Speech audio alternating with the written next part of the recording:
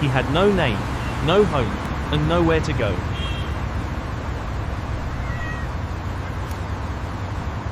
Then, everything went dark.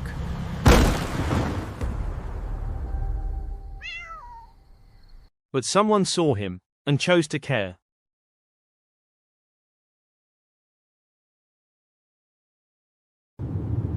For the first time, he felt safe.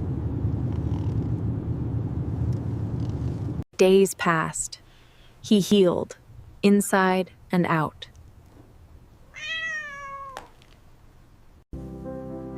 And slowly, the sadness disappeared.